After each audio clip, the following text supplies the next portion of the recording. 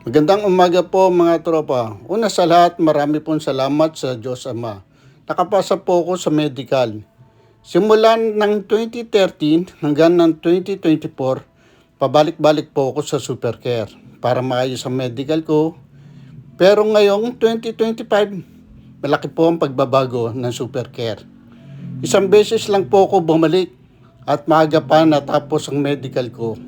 Salamat po kay Doktora Bina Teresa Sison, cardiologist, and Doktora Mili Panganiban, operation manager, Nurse BJ Tambingo, crew member, advocate.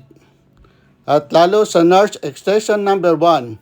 Sila po ang tumulong sa akin para mapabilis ang medical ko nang walang sabit. Salamat sa inyong lahat. Merry Christmas and Happy New Year 2026.